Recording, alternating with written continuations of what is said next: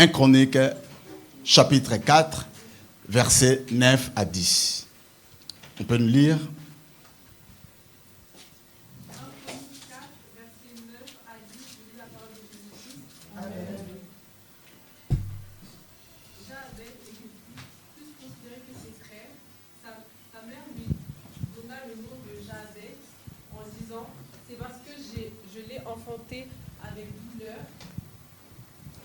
Jaabed invoqua le Dieu d'Israël en disant, si tu me bénis et que tu étendes mes limites, si ta main est avec moi et si tu me préserves du malheur, en sorte que je ne sois pas dans la souffrance.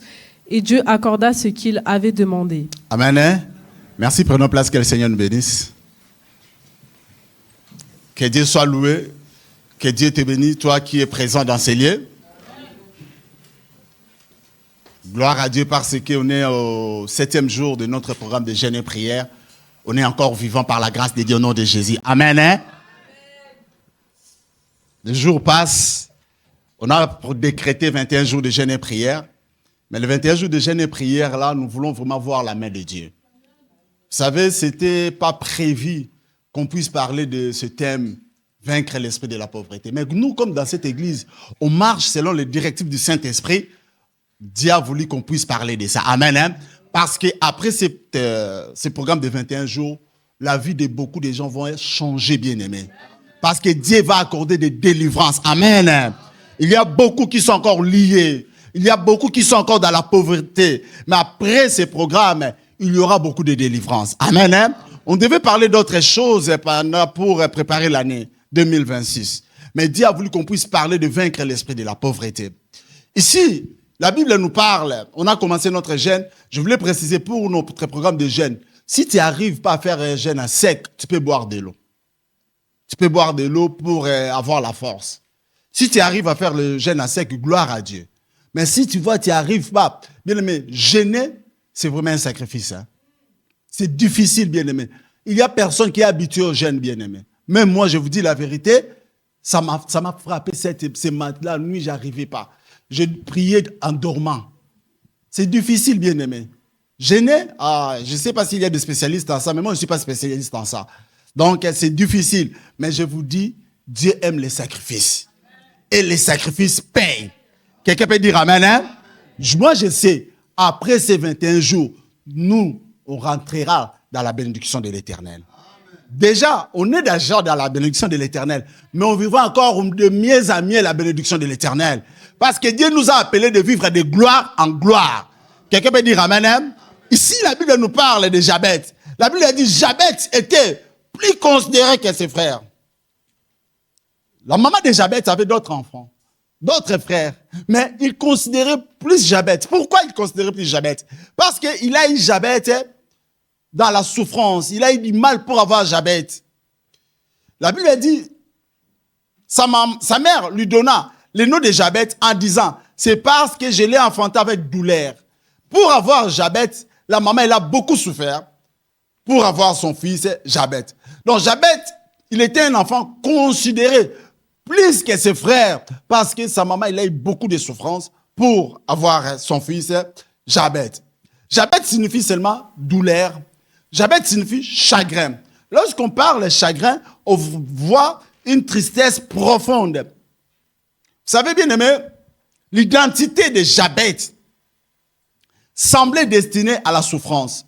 Pourquoi? Parce que sa maman, le nom qu'il lui a donné déjà, son nom signifie souffrance. Son nom signifie chagrin.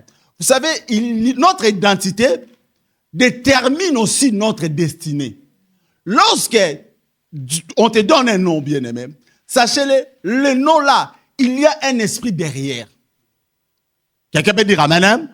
Vous savez, dans mon pays, en République démocratique du Congo, il y a une tribu, que moi je fais partie, les tribus de Bakongo. Ils donnent des noms bizarres.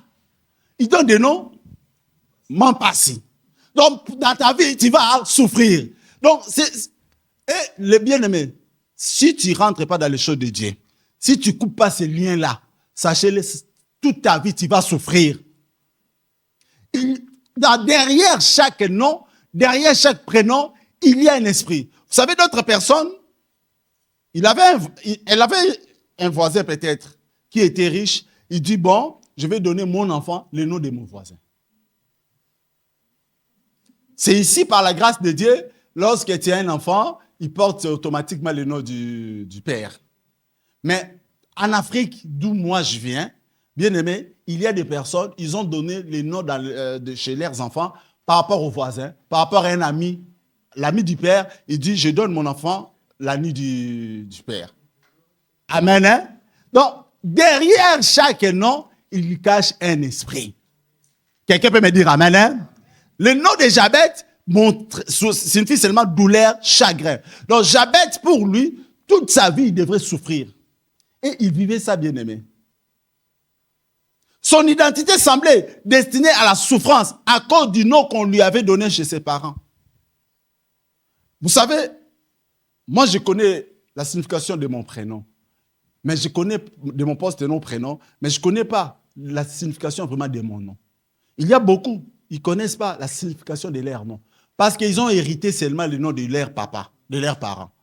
Quelqu'un peut dire amen, hein? C'est pour cela, bien aimé, il y a des choses dans nos vies, étant que chrétiens, sachez-le, ce n'est pas des choses normales. Il y a des choses, c'est pour cela, bien aimé, je vais vous dire une chose, hein? On ne doit pas négliger le combat spirituel. Quelqu'un peut me dire amen? Dans tout ça, on parlait tout secret. Vous savez, nous, on aime bien adorer, c'est comme ça. Mais seule chose, il ne faut pas faire du combat spirituel la doctrine, non. Là, on va vivre dans la paix, on ne vivra pas, parce que tout le temps, tu vas voir, ah, démon, il est là. Non, non, non, non. Il faut voir Jésus partout. Amen. Si le démon, il se manifeste, tu lui chasses au nom de Jésus. Amen. Il y a des choses qu'on doit chasser, mais il y a des choses qu'on doit adorer aussi. Mais bien aimé, ne négligeons pas le combat spirituel. Bien aimé, c'est 21 jours, c'est un 21 jours de combat spirituel. On doit prier pour vaincre. Bien aimé, vaincre un esprit de pauvreté. Tu ne vas pas vaincre ça comme ça, tu es paresseux, tu vas, l'esprit de pauvreté, pars si tu as envie. Hein? Il dira, je ne partirai pas, je resterai là. Il y a des choses, il faut chasser ça avec autorité. Amen. Quelqu'un peut dire amen, hein? Amen. Qu'est-ce qui s'est passé après? Jabez, la Bible dit, Jabez invoqua le Dieu d'Israël en disant, pourquoi Jabez il a invoqué déjà? Parce qu'il a vu des choses dans sa vie ne marchaient pas bien. Bien aimé, il y a beaucoup de gens, ils voient bien dans leur vie, les choses ne marchent pas.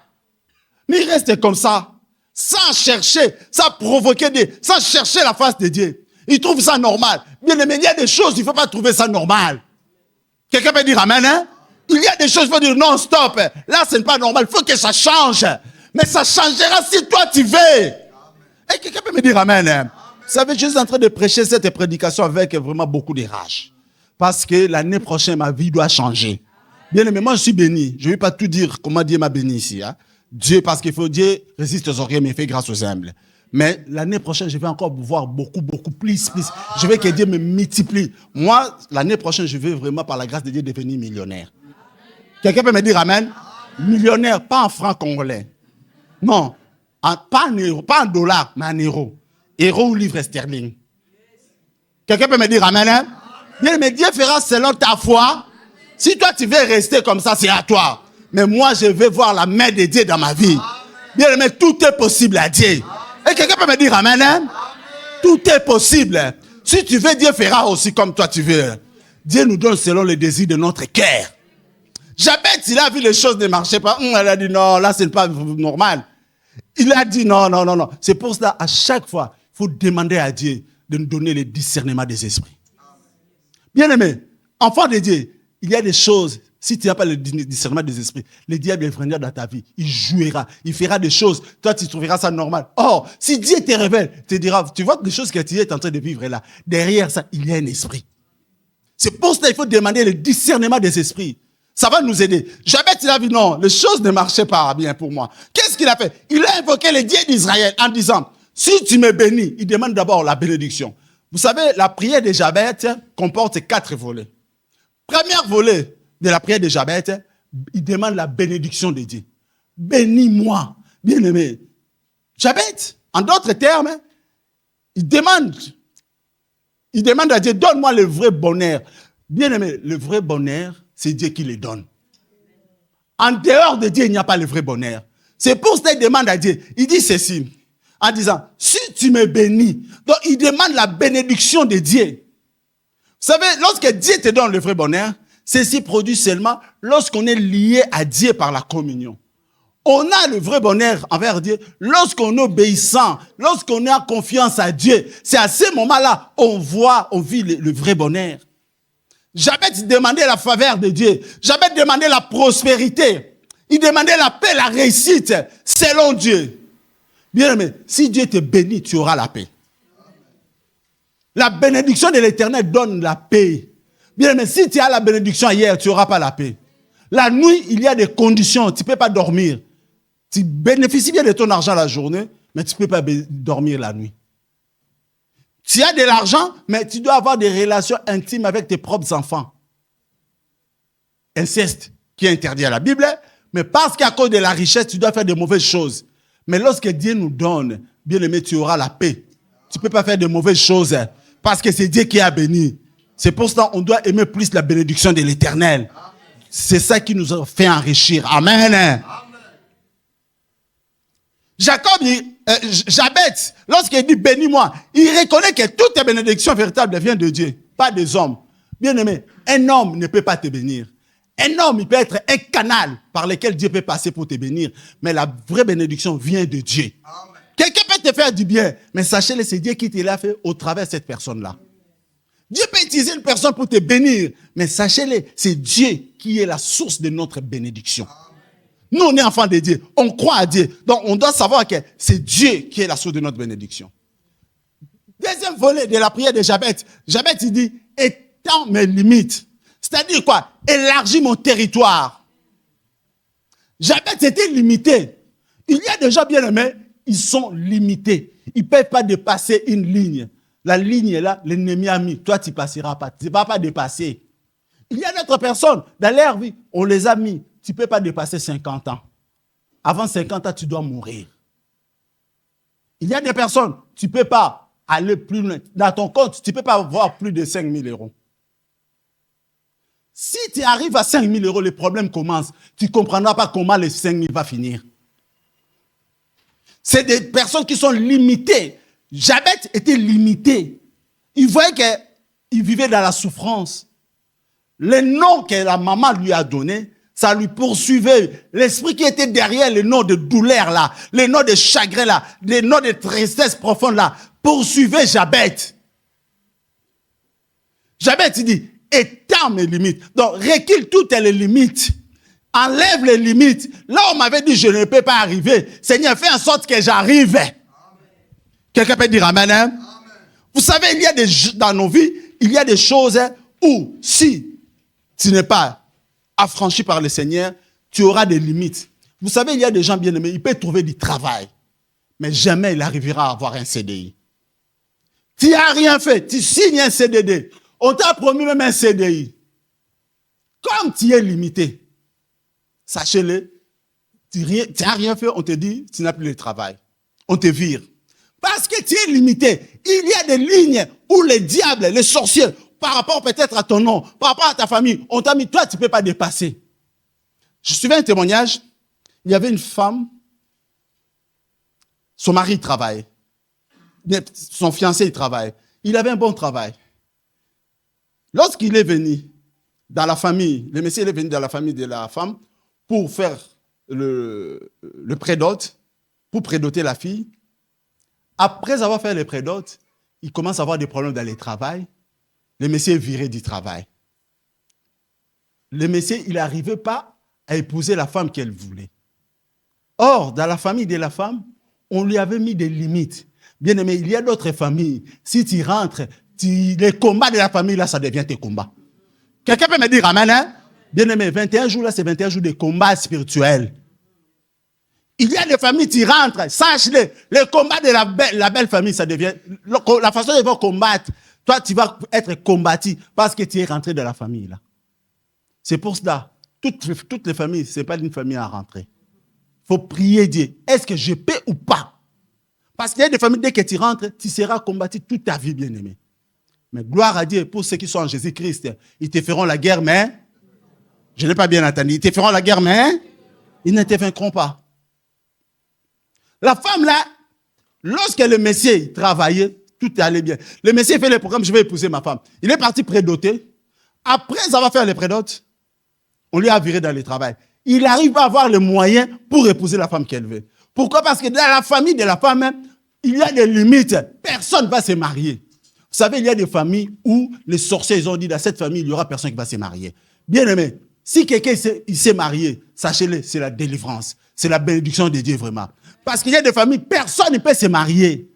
Il y a les lois dans la famille de la femme là que personne ne devait se marier. Lorsqu'ils ont vu le Messie là, il vient pour faire sortir cette fille-là dans les limites de la famille. Ils ont dit, toi tu seras combattu. Le Messie il a perdu son travail. Donc Jabet était limité. Il y avait des lignes où lui ne pouvait pas passer. Mais il demande au Seigneur, élargis mon territoire. Donc cela veut dire quoi? Il voulait sortir des limites imposées par sa naissance, ou par son nom, par sa famille. Il voulait sortir de ces limites-là.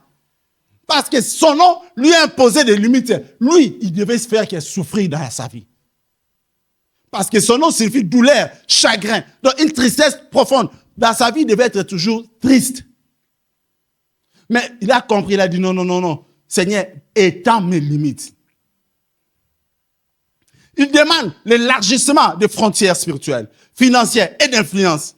Cela montre une fois qu'il refuse de rester coincé. Il ne voulait pas être coincé quelque part. Il ne voulait pas être coincé dans la souffrance par rapport aux origines de sa famille. Donc il n'était vraiment pas content d'avancer uniquement avec des bénédictions qu'il avait reçues. Bien aimé, dans la vie, c'est vrai, Dieu nous bénit. Mais il y a des choses, si tu vois, ce n'est pas suffisant pour toi. Il ne faut pas seulement se contenter de ça. Il faut vouloir plus par rapport à la vision que Dieu t'a donnée.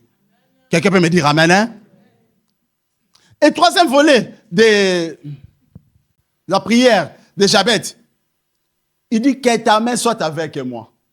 Bien aimé, il comptait sur la protection de Dieu. Vous savez, dans la Bible, la main de Dieu est souvent l'image de la protection, du soutien. Dieu bénit par sa main. Ésaïe 41, 10, la Bible dit, ne crains rien, partie A, ne crains rien car je suis avec toi. Je te soutiens de ma droite triomphante. Donc la main de Dieu représente la protection de Dieu. Il dit, que ta main soit avec moi. Donc Seigneur, protège-moi. Seigneur, je vais être soutenu par toi. Bien aimé, si Dieu te soutient, même si les sorciers, ils se réunissent tous ensemble, ils n'arriveront pas à te toucher. Parce que Dieu te soutient. On doit chercher le soutien de Dieu.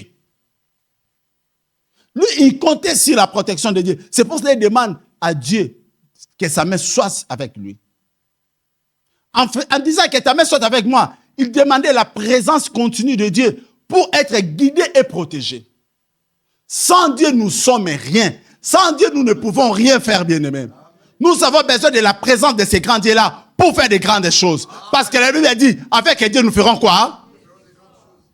Des exploits, bien-aimés. Et Dieu fera quoi? Il écrasera nos ennemis. En disant que ta main soit avec moi, il reconnaissait qu'il ne peut rien faire sans Dieu, en fait. Et, quatrième volet de sa prière, il dit ceci. Éloigne de moi le malheur, en sorte que je ne sois pas dans la souffrance. Cela veut dire quoi? Il vivait dans la souffrance à cause de son nom, à cause de sa famille. Mais il dit au Seigneur, non, éloigne de moi, éloigne loin de moi. Je ne vais pas vivre dans la souffrance. Bien aimé, la souffrance, elle est mauvaise. La souffrance peut te pousser à abandonner même Dieu. Il ne faut pas aimer la souffrance. Quelqu'un peut dire amen, hein? Il demande la protection des divines contre le mal, contre les attaques, contre les envoûtements. C'est pour cela qu'il dit, éloigne de moi le malheur, en sorte que je ne sois pas dans la souffrance. Donc, il voulait briser les cycles de souffrance associés à son nom. Parce qu'il y avait un cycle de souffrance qui était associé, lié à son nom. À cause de son nom, lui, il devait toujours souffrir dans sa vie. Il refusait que le mal qui est lié à son nom détermine son avenir. Parce que derrière son nom, il y avait quelque chose qui voulait déterminer son avenir. Lui, il a refusé. C'est pour ça qu'il dit, éloigne de moi les malheurs, en sorte que je ne sois pas dans la souffrance. Amen. Vous savez, dans la Bible, Dieu a changé le nom de beaucoup de gens. Il a changé le nom. Abraham, avant, il s'appelait Abraham. Après Dieu, il a changé. Il a dit, maintenant, tu ne vas plus t'appeler Abraham, tu vas t'appeler Abraham.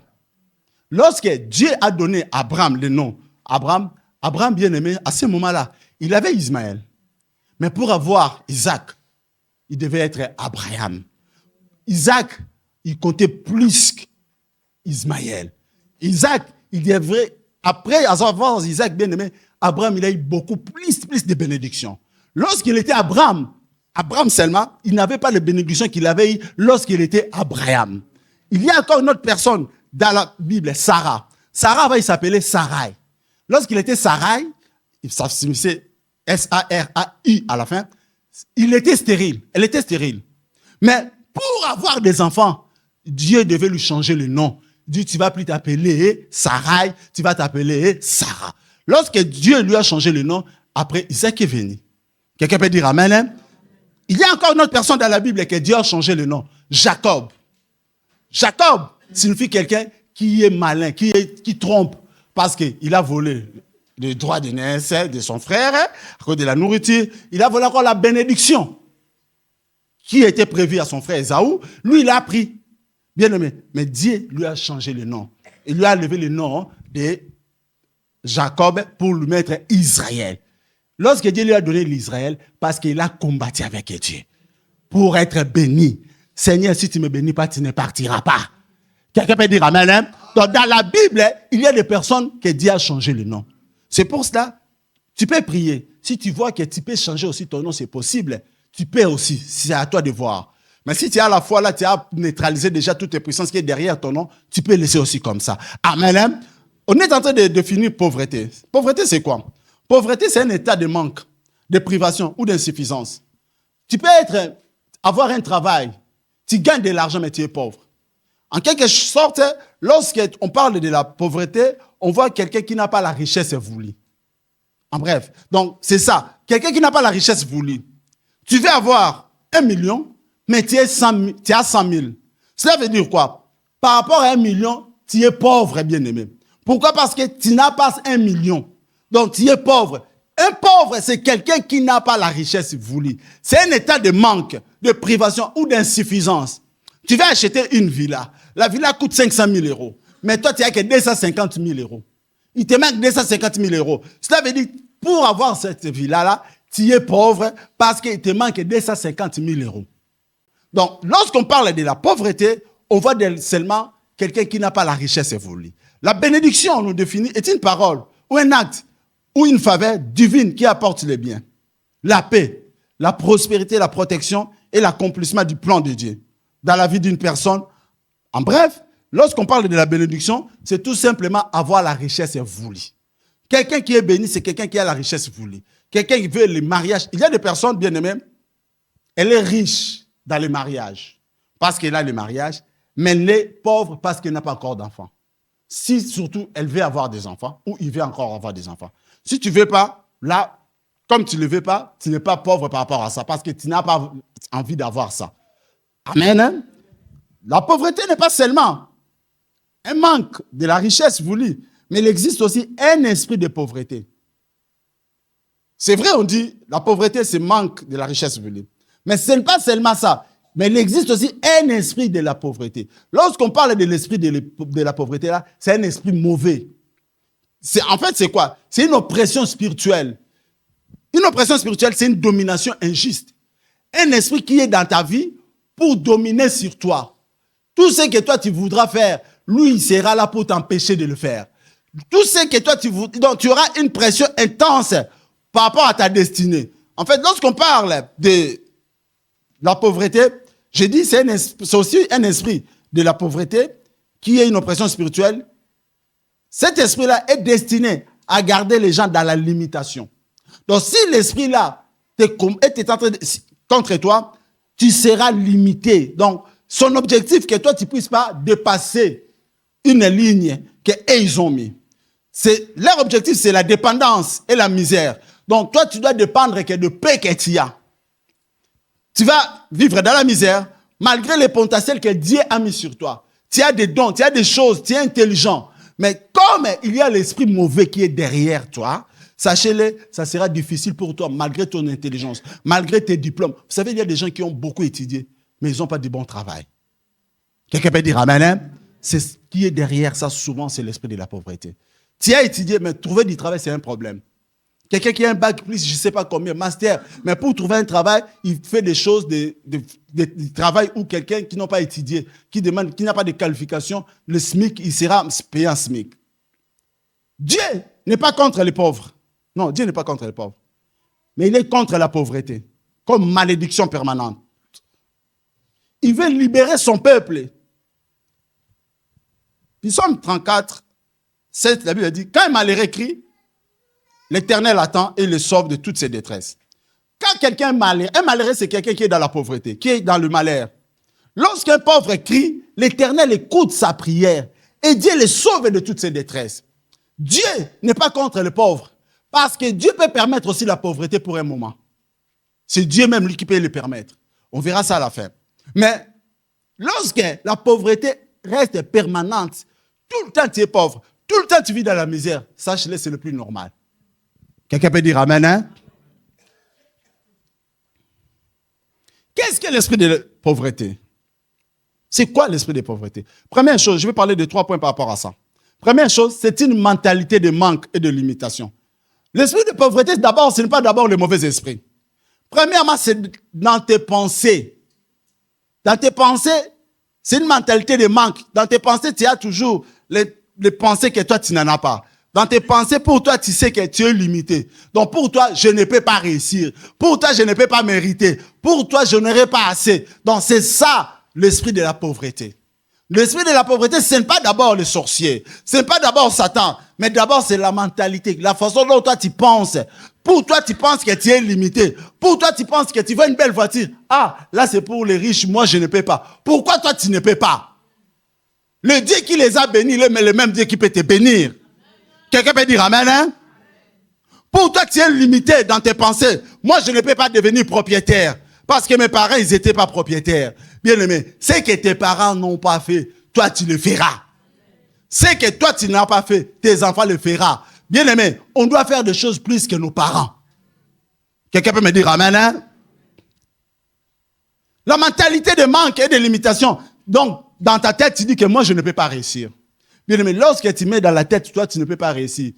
Tant que tu essaieras quelque chose, il y aura l'échec qui t'attend à la fin. Parce que c'est déjà dans la tête. Tu vas chercher du travail, toi-même tu vois beaucoup de candidatures, telle personne te dit, moi j'ai bac et plus tel. D'autres personnes te disent, moi je parle 6 langues. Toi tu parles que 2 langues peut-être. Et il faut voir quelle langue aussi, comme moi, français que le lingala.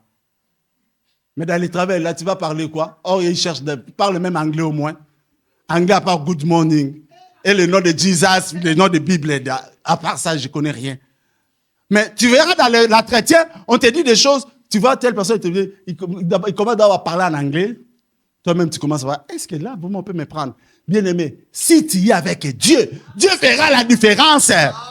Même si tu ne parles pas l'anglais, Dieu est capable qu'on laisse personne qui parle l'espagnol, portugais, l'anglais, on te prend. Toi qui parles français avec des likoukouma, donc des français qui n'est pas vraiment bien comme il faut, quoi. Tu bégayes un peu, tu cherches si tu vas bien articuler, tout. Mais Dieu te prend, toi. Enlève dans la tête que toi, tu ne peux pas réussir. Pourquoi tu ne peux pas réussir? Tu es enfant de Dieu ou pas? Dans la Bible, elle dit quoi? Il y a 2000 ans, à la croix, Dieu, tout est quoi?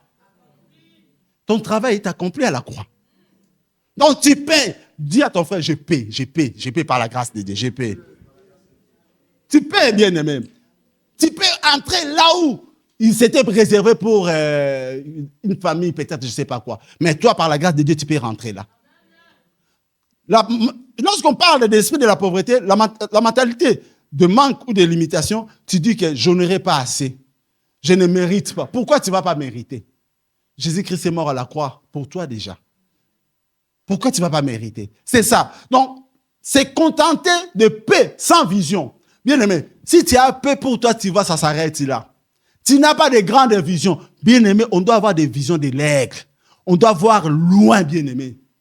Tu ne dois pas voir que non, comme j'ai déjà 5 000 € dans mon compte, ça s'arrête là. Ah, bien-aimé, 5 000 €, si tu fais le voyage, tu payes des hôtels chers, c'est fini déjà. C'est fini. 5 000 €, tu le verras cher parce que tu ne fais pas de vacances loin. Tu fais un tour à Méribel. Là, 5 000 euros, ça va aller. Mais bien aimé, tu vas dans des endroits chers, dans des hôtels luxe. Bien aimé, vous savez, nous, on est enfants de Dieu. Si Dieu permet qu'on puisse aller dans des vacances, dans des, au pays d'un hôtel 6, 5 étoiles, rentre là-bas aussi, bien aimé. Quelqu'un peut dire amen, hein? C'est pas parce qu'on est frère, on est enfant de Dieu, on doit chercher toujours des endroits où il y a des punaises de lit. Ça va te détruire le corps, ça rentre dans les habits, tu ramènes ça à la maison. Parce que tu cherches moins cher. Dieu nous a appelés pour de grandes choses. Quelqu'un peut dire amen, hein? Être enfant de Dieu, ce n'est pas synonyme d'être pauvre. Je voulais te révolutionner. Bien, mais vous savez, pendant qu'on vit, si Dieu te fait grâce de manger ton argent, bouffe-le bien comme il faut. Quelqu'un peut dire amen, hein? Si tu ne le bouffes pas après, lorsque tu partiras rejoindre Père Abraham là-bas, d'autres personnes vont manger ça. Hein?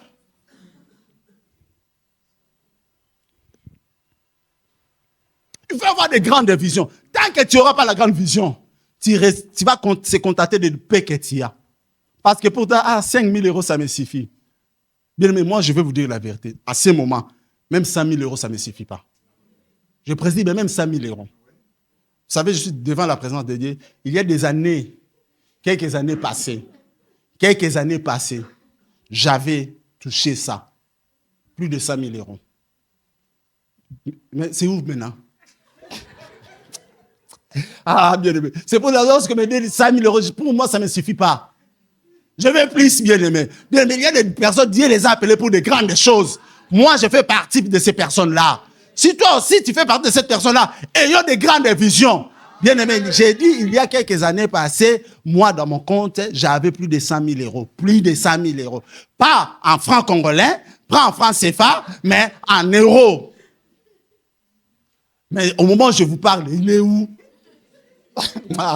Ce pays-là, ouais, c'est où maintenant? Je le cherche. Le découverte me dit aussi, je suis là. Là là.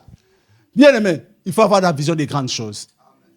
La peur de rêver grand, c'est ça l'esprit de pauvreté, mentalité de pauvreté.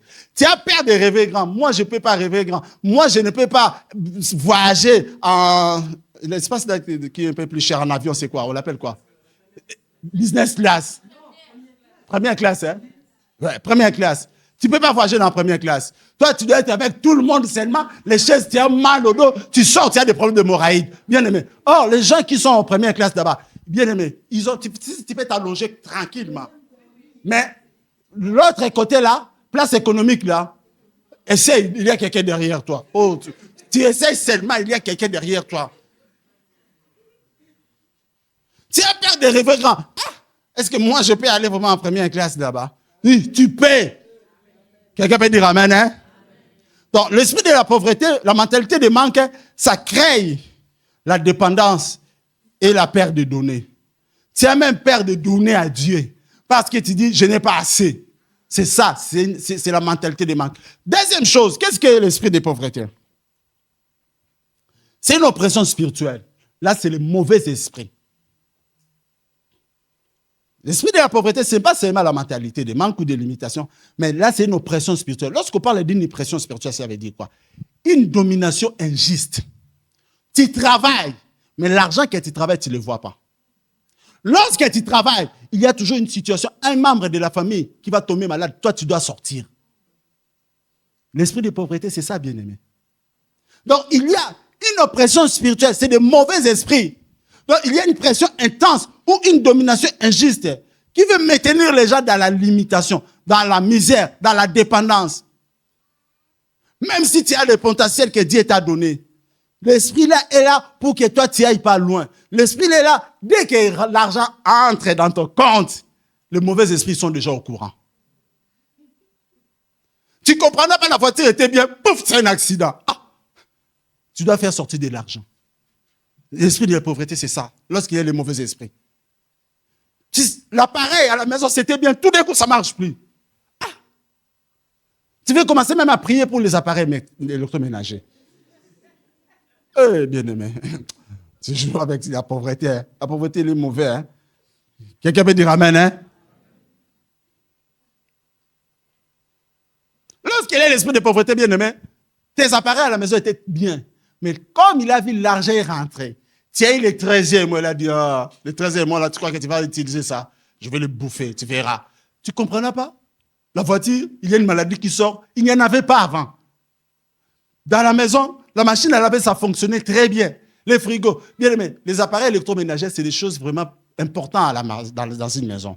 Parce que s'il n'y a pas un réfrigérateur, vous allez mettre les choses où? Pour mettre ça dans le frais. S'il n'y a pas même les micro-ondes, il faut chauffer. Les micro-ondes, c'est quelque chose qu'on utilise presque tous les jours. Donc, il y a des choses qui vont tomber à panne que tu ne peux pas attendre. Tu es obligé, le 13e mois qui est rentré là, tu vas l'utiliser. Donc, cela veut dire que c'est une oppression spirituelle. Et, troisième chose, qu'est-ce que l'esprit de pauvreté? C'est une arme que le diable utilise.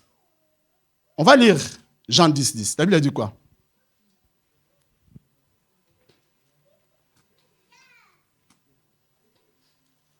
Jean 10, 10, la Bible nous dit « Le voleur ne vient que pour dérober, égorger et détruire. Moi, je suis venu afin que les brebis aient la vie et qu'elles soient dans l'abondance. » Lorsque la Bible parle du voleur, là, c'est l'image du diable. Le diable, lorsqu'il vient, il vient que pour dérober. Dérober, cela veut dire voler. Dans d'autres versions, il dit voler. Égorger pour tuer et détruire. Donc, le diable, il utilise la pauvreté comme une arme. Cela veut dire quoi? C'est un outil de destruction, de blocage, de limitation, de contrôle dans la vie des gens, des familles et des nations. Ce n'est pas pour dire que toute pauvreté vient automatiquement de Satan, non. Mais que Satan peut utiliser et s'en servir pour affaiblir notre foi. Bien aimé, tu sais, si tu vis beaucoup dans la pauvreté, tu risques d'être affaibli dans ta foi. Si tu es dans la pauvreté, tu risques même que ta famille soit brisée à cause de la pauvreté. La famille peut être brisée. Il peut y avoir des compréhensions dans la famille. Vous savez, les maris qui ne rapportent pas de l'argent à la maison. Eh, bien aimé, tu peux demander à la femme, sers-moi. Je peux te dire que je ne suis pas ta cuisinière. Parce que tu ne ramènes rien.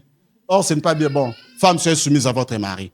Même s'il n'amène rien, sache-le qu'il est ton mari. Amen, hein? Quelqu'un peut dire amen, hein? Je ne parle pas de toutes les femmes, mais il y a des femmes comme ça, tu ne ramènes rien. Il n'y aura pas de la soumission, hein? Il y a des femmes, il y a la soumission lorsque tu ramènes l'argent. Si il y a l'argent, tu verras la soumission vraiment totalement. Parce que le compte est blindé là-bas, s'il a besoin de quelque chose, tu lui donnes. Mais tu ne lui donnes rien et soumission, tu attendras longtemps. Il te dit, tu peux me servir. Il te dit, la cuisine n'est pas belle cour, hein, c'est à côté là. Tu verras des réponses parce que la pauvreté est là. Bien aimé, des choses comme ça, si tu n'as pas de calme, tu n'es pas calme, tu n'as pas de maîtrise de soi. Ils peuvent avoir des embrouilles dans la famille, hein, dans le couple, hein, à cause de la pauvreté. Il y a un témoignage, je suivais un homme de Dieu. Il donnait un témoignage. Il y a un frère dans son église, il est venu le voir pour dire, pasteur, parle à ma femme parce que je le vois trop serré avec notre bailleur en Afrique. Le pasteur lui a demandé, tu voulais que je dise quoi? Je voulais que tu dises que je ne veux plus qu'il soit avec les bailleurs, qu'il soit collé avec les bailleurs. La femme, elle est venue. Le pasteur lui a appelé devant son mari. Le pasteur lui a dit, ton mari, il a déclaré ça, par rapport à ton bailleur, il faut que tu prennes des distances. La femme l'a avoué la vérité. Elle a dit, moi, j'ai une liaison avec les bailleurs. Bien aimé, tout ça à cause de quoi? Parce que le monsieur était pauvre.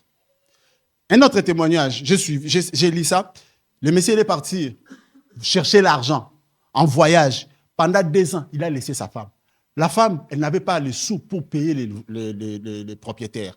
Qu'est-ce qu'il donnait? En échange, il donnait son corps. Lorsque le mari est venu, il a avoué au mari, pardonne-moi, parce que pendant l'absence, là, j'avais rien. Tellement le monsieur, il est parti chercher. La femme, il est resté. Au lieu même de rentrer à sa famille, lorsque tu vois que les choses ne marchent pas, mais il ne faut pas tomber dans les péchés, dans la malédiction, de faire rentrer la malédiction dans ta famille, parce que tu veux garder la maison. La femme, donc, pour dire quoi? On peut briser, la pauvreté peut briser une famille. Quelqu'un peut dire amen, hein? Dans la pauvreté n'est pas bien. L'objectif du diable, il utilise cette arme-là pour empêcher les enfants de Dieu d'accomplir leur destinée. Parce que tant qu'il y a la pauvreté, tu ne pourras pas entrer à Canaan à cause de la pauvreté. Satan, c'est un voleur. Il est là pour utiliser la pauvreté comme un outil qu'il utilise pour dérober la paix. Bien aimé, vous savez, si tu vis dans la pauvreté, même la paix là, ça sera difficile. Tu n'auras pas la paix. Parce que tu serais inquiet. Mes enfants, ils vont manger quoi? Je vais payer la maison comment? Mais bien aimé, quelqu'un qui a beaucoup d'argent dans les comptes déjà, est-ce qu'il peut penser même comment je peux payer la maison? Il peut penser comment je paye, mes enfants ils vont manger. Il sait que les enfants ils vont manger. La provision, il y aura, bien aimé. Mais si tu n'as pas de moyens, tu vas penser par rapport à tes enfants. Mes enfants, ils vont vivre comment? Je dois payer les loyers comment? Les DEF, l'électricité. Bien aimé, on est arrivé à la fin de l'année. Les gens qui payent tous les mois, bien aimé, maintenant ils vont régulariser. Si tu avais consommé plus, tu vas payer encore, on l'appelle quoi? Des rappels de charges. Tout ça, bien aimé. C'est pour cela, on doit savoir que la pauvreté, c'est une arme que le diable utilise pour détruire des vies. Maintenant, on va parler vite fait avant de rentrer en prière. Quelle est la source de la pauvreté? On est en train de parler de la pauvreté. Mais la pauvreté a une source. Ça vient d'où? Première chose, la désobéissance à Dieu. Lorsqu'on désobéit à Dieu, il y a la pauvreté. On va lire Deutéronome 28, 15.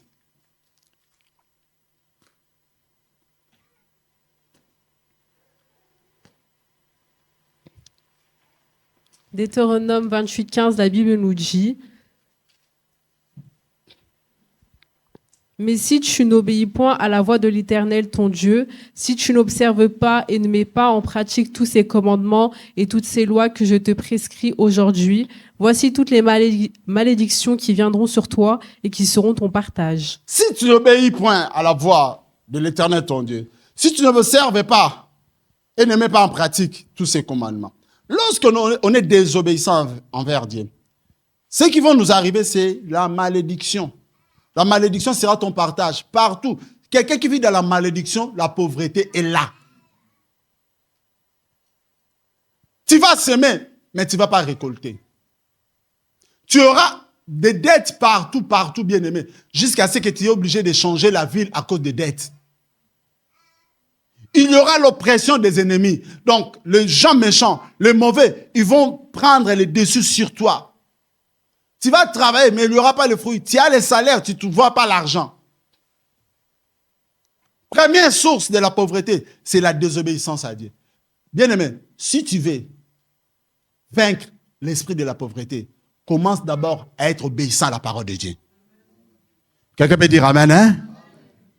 Première source de la pauvreté, la désobéissance à Dieu. Les personnes qui devaient désobéir à Dieu, qui ne devaient pas obéir à la parole de Dieu, la malédiction, il devrait venir sur eux et devait être leur partage. Dans toute leur vie, partout ils iront, ils devaient être poursuivis par la pauvreté. La Bible a dit, voici les miracles qui accompagneront ceux qui ont crié à mon nom. Mais pour eux, ça ne sera pas les miracles. Ça sera, voici la pauvreté qui va vous accompagner pendant toute votre vie. À cause de la désobéissance à Dieu. Deuxième chose, source de la pauvreté, suivez bien s'il vous plaît. Épargner en excès. Épargner l'argent, c'est bien. Mais il ne faut pas épargner en excès. Cela veut dire quoi? Mettre trop d'argent de côté, plus que le nécessaire. C'est ça. Tu épargnes, tu oublies même d'où vient ta richesse. Tu oublies même Dieu. Parce que quelqu'un qui épargne en excès, c'est une personne qui aime sa vie plus que Dieu. C'est l'amour de l'argent. Les gens qui épargnent en excès, ils ont le démon de Mammon, l'esprit de Mammon. Mammon, c'est un esprit. Ils ont ces démons-là. Il faut qu'ils passent dans la délivrance. Quelqu'un peut dire amen, hein? Amen. On va lire la Bible, Proverbe 11, 24.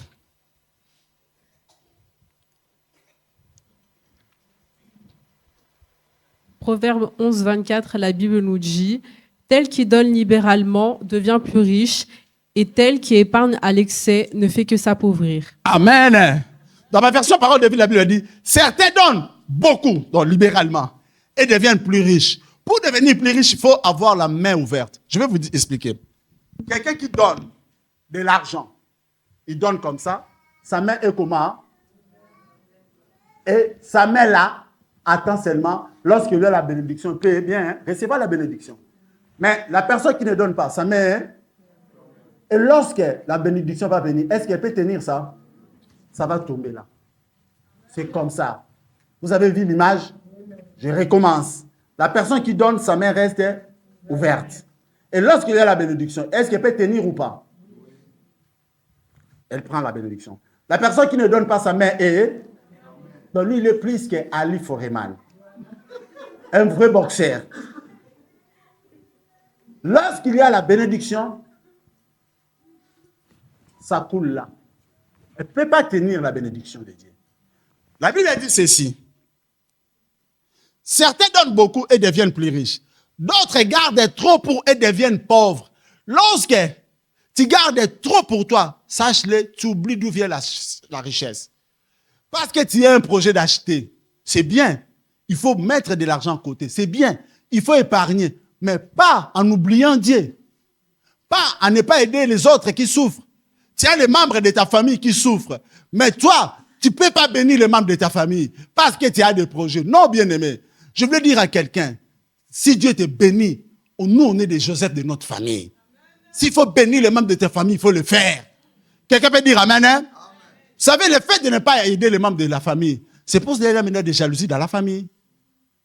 Vous savez, aujourd'hui, dans nos propres familles, il y a des jalousies. Toi, tu es béni, tu vois ton frère, ta sœur dans la souffrance, dans le malheur, tu peux même pas. Parce que tu dis, non, j'ai un projet d'acheter. Bien, mais je voulais vous dire une chose. Dieu m'est témoin. Moi, j'ai accompagné des gens qui avaient de l'apport pour acheter des maisons. Bien aimé, ils ont fait des démarches, mais leur dossier était rejeté à la banque. Bien aimé, tu peux avoir, mais je connais des gens, ils n'avaient pas un grand apport, mais Dieu les a bénis, leur dossier a été accepté. Vous savez, bien aimé, pour même acheter une maison, seulement il faut que Dieu soit présent. Si Dieu est là, Dieu va ouvrir les portes, bien aimé. Même si tu n'as pas un apport énorme, bien aimé, Dieu est capable de toucher à la banque. Tu verras même les conseillers, là, ils commencent à te donner même des conseils pour avoir la maison. Tu vas pouvoir ça, il faut avoir ça, il faut avoir ça. Il y a des choses, comme j'ai dit, je ne peux pas dire par rapport à moi, mais il y a beaucoup de choses par rapport à ça. Si tu marches avec Dieu, tu mets Dieu, tu n'épargnes pas en excès. Un jour, ça fait des années, on priait avec une sœur, il y avait comme on donne des contributions à l'église. La sœur, elle avait contribué une somme 30 ou 50 euros. Bien aimé, vous savez que son mari était en colère. Pourquoi tu as donné l'argent à l'église? Nous, on a un projet d'acheter. Ah! Bien aimé, vous savez, tous les villas là, ça restera. Cela ne veut pas dire si tu as un projet d'acheter, tu dois empêcher. C'est pour cela, bien aimé, attention dans nos couples, avoir des femmes Jézabel. Des hommes aussi. Ah, très bien.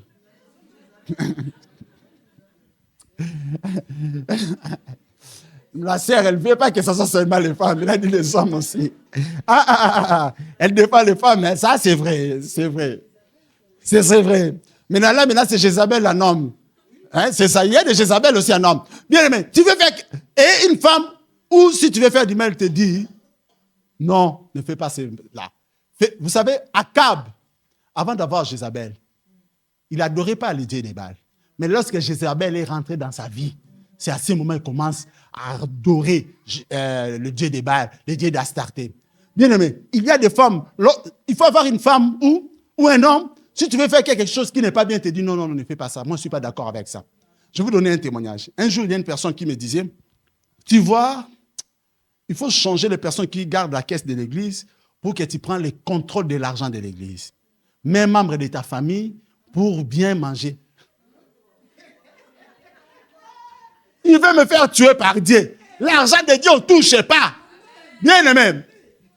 Notre ministre des Finances, il est là, il va vous dire, toutefois, l'année prochaine, on parlera d'une chose, vous-même, vous direz, déjà, je profite de vous dire que Dieu vous bénisse. Vous savez, le dimanche passé, c'est qu'on a fait. Cette église, vous allez me faire fuir, je vais aller aux États-Unis.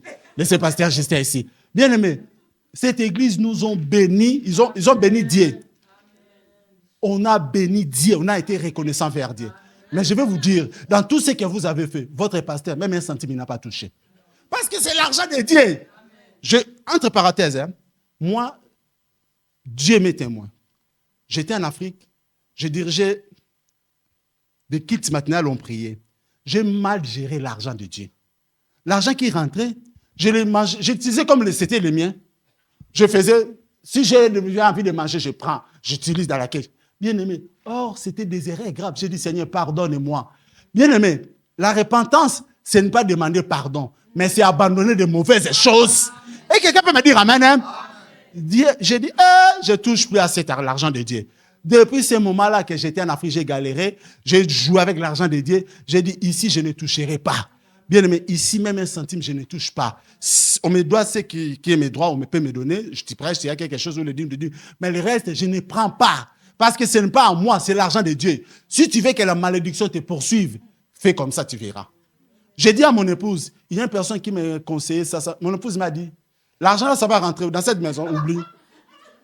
Il faut avoir une femme qui va dire non. Quelqu'un peut dire amen, hein? Mais une femme qui aime l'argent, change. Mets-moi maman caissière. On va bouffer l'argent de l'église. En plus, je voulais changer la voiture. Je devais avoir une voiture neuve depuis longtemps avec l'argent de l'église. L'argent qu'il y a à l'église, je peux changer une voiture bien menée 0 km. Mais là, c'est jouer avec des enfants de Dieu. Les enfants de Dieu donnent pour Dieu. Toi, tu joues avec ça. Tu seras frappé par Dieu. Bien aimé, on ne joue pas avec Dieu. Dieu n'est pas un homme pour jouer avec. Quelqu'un peut dire amen, hein? Je voulais dire quoi? Je voulais dire que dans la vie, il faut avoir des femmes bien qui peuvent apporter. Si tu veux faire du mal, tu dis non, ne fais pas ça. Que ce soit le mari ou la femme, vice-versa. Parce que Jézabel, c'est elle qui est influencée à cap dans de mauvaises choses. Il faut avoir une femme où tu veux faire du mal. Comme je vous ai dit, mon épouse, lorsque je lui ai dit, regarde, me donne ses conseils. Malgré tout, moi, j'avais déjà dit non. Mon épouse m'a dit, l'argent là, ça rentrera où? Non, pas ici. Pourquoi? Parce que lorsque Dieu va frapper, même elle et ses enfants seront frappés. Je me l'ai dit, pas moi. Pas dans ma maison. Et si je ne prends pas d'argent dans la maison, je vais râler où? Moi, je marche comme ça avec Dieu. Quelqu'un peut dire amen, hein? Tout ça, je disais par rapport à quelqu'un qui voulait épargner en excès. Elle dit à sa femme, cet homme-là, il dit à sa femme, on a un projet, pourquoi tu donnes? Bien aimé, même si tu as un projet, ça peut pas t'empêcher de donner à Dieu. Parce que c'est Dieu qui mettra sa main sur toi pour réussir dans ces projets-là. Vous savez, je suivais un homme de Dieu, Pasteur Marcelo. Il donnait des témoignages. Il a acheté beaucoup de maisons. Les gens, ils commençaient à construire des maisons et ils n'arrivaient pas à finir. Lui, il achetait ça dans un prix qui est abordable. Parce que construire une maison, bien aimé, c'est difficile. C'est difficile de construire une maison. Je pense qu'il y a beaucoup de gens, ils ont commencé à construire, ils se sont arrêtés au milieu. Ce n'est pas facile. Mais lui, il a eu cette opportunité-là. Il a acheté beaucoup de maisons où c'était pas, les gens n'ont pas fini. Et on lui a proposé, lui, il a acheté à un bon prix. Lui, il avait le moyen, il a fini ça, il a mis ça en location. Donc, lorsque tu mets Dieu à sa place, Dieu fera en sorte que tes projets réussissent aussi. Amen. Je disais aussi, épargner un essai, c'est l'amour de l'argent. C'est un esprit de maman. 1 Timothée 6,10, on peut lire vite. 1 Timothée 6,10. Timothée 6,10, la Bible nous dit « Car l'amour de l'argent est une racine de tous les maux, et quelques-uns, en étant possédés, se sont égarés loin de la foi et se sont jetés eux-mêmes dans bien des tourments. » Dans la version parole de vie, oui, la racine de tous les malheurs, dans la source de tous les malheurs, c'est l'amour de l'argent. Plusieurs l'ont trop cherché, c'est pourquoi ils se sont perdus loin de la foi. Ils ont beaucoup souffert et c'est leur faute. Donc, lorsque on cherche trop l'argent, aimer l'argent, ce n'est pas mauvais. Mais aimer trop l'argent, c'est ça qui n'est pas bien. Lorsqu'on aime trop l'argent, on met Dieu en deuxième position, l'argent en première position. C'est ça qui n'est pas bien. La Bible dit, la racine de tous les malheurs, donc la source de tous les malheurs, c'est l'amour de l'argent. Lorsqu'on aime trop l'argent, ça, ce n'est pas bien. Plusieurs l'ont trop cherché. C'est pourquoi ils se sont perdus loin de la foi. Ils ont abandonné Dieu. D'autres, ils ont touché au fétiche. Pourquoi? À cause de l'argent. D'autres, ils ont même trompé leur mari, leur femme, parce qu'il y avait un poste à cause de l'argent. Et c'est leur faute, si la Bible nous dit. Donc, lorsqu'on parle d'épargner en excès, il faut faire très attention. Tu vois ton frère qui souffre, mais tellement tu as un projet, tu te dis, j'ai un projet, je ne veux pas aider mon frère. Je ne veux pas aider ma sœur. Ça, ce n'est pas bien. C'est épargner en excès. Malgré que tu épargnes, mais aide aussi les gens. Ne retenez pas ta main pour aider les gens qui sont dans les besoins, bien-aimés. Celui qui donne aux pauvres prête à l'Éternel, qui lui rendra, bien-aimé. Amen. Amen. Troisième point, des sources de pauvreté, on va aller vite, c'est l'esprit de pauvreté. Donc c'est un mauvais esprit. Je parle de quelques sources de la pauvreté. Il y a des pauvretés. Premièrement, j'ai dit, c'est la désobéissance à Dieu. Autre chose, j'ai dit, source de la pauvreté, c'est épargner en excès. Et troisième source, c'est l'esprit de pauvreté. Donc, c'est un mauvais esprit. On avait lu à Jean 10, 10, le voleur, il vient que pour dérober, égorger, détruire. Donc, c'est le diable. Comme Jabet, c'était l'esprit de pauvreté qui était derrière lui, à cause de son nom. C'est pour cela que Jabet, il souffrait. On peut lire à la maison, AG 1.6, partie A. La Bible dit, vous semez beaucoup et vous recueillez paix. Lorsqu'il y a l'esprit de pauvreté, tu vas semer beaucoup, mais tu ne vas pas recueillir beaucoup. Parce que l'esprit de pauvreté est là pour détruire toute ta semence. Dieu dit dans Malachie, pour vous, je menacerai celui qui dévore. L'esprit de pauvreté, il vient pour dévorer ta semence, ce que tu as semé. Au lieu de récolter, tu ne vas pas récolter parce qu'il est là pour dévorer. Il existe aussi une dimension spirituelle de personnes qui travaillent dur. Ils sont intelligents, mais leurs efforts sont toujours bloqués et volés à vain ou à vain. Cela aussi peut être le signe d'un esprit de pauvreté ou de malédiction générationnelle. Tout ça en vaincre par la prière et l'obéissance de la parole de Dieu. Amen. Hein? Quatrième source, la paresse. Bien aimé, la paresse peut t'appauvrir. La paresse peut t'amener à la pauvreté. Lorsqu'on parle de la paresse, c'est quoi? C'est une tendance à ne rien faire. Il y a des gens qui n'aiment pas travailler. S'il est dans son lit, il veut qu'on le serve tout en fait.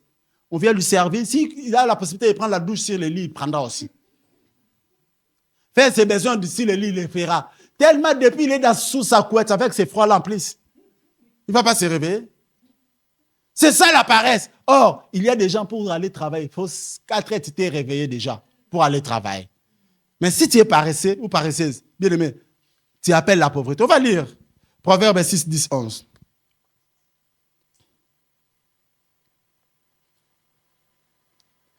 Proverbe 6, 10, 11, la Bible nous dit: tu dors un peu, tu rêves un peu, tu restes un peu couché en te croisant les bras. Pendant ce temps, la pauvreté arrive comme un voleur et la misère vient comme un bandit. Amen. Tu dors un peu, tu rêves un peu, tu restes un peu couché en te croisant les bras. Croisant les bras, cela veut dire que tu ne fais rien, quoi. Pendant que toi, tu croises les bras, tu ne fais rien. Sache-le, la pauvreté arrive comme un voleur. Le voleur, lorsqu'il vient, il vient par surprise. Il ne va pas te prévenir que j'arrive. Parce qu'il te prévient, tu vas appeler les gardes pour être aux aguets, pour ne pas être volé. Mais la pauvreté vient sans prévenir. Pendant ce temps, la pauvreté arrive comme un voleur et la misère qui vient comme un bandit. Lorsqu'on parle de la misère, cela veut dire une grande souffrance ou une pauvreté extrême où tu galères vraiment beaucoup, beaucoup. C'est ça la misère. Bien aimé, la paresse appelle la pauvreté. Une autre source de la pauvreté, c'est la paresse.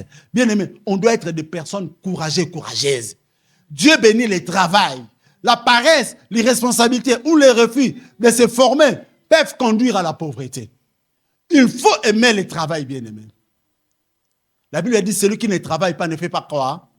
Ne mange pas. Comment tu veux manger, toi, tu ne veux pas travailler?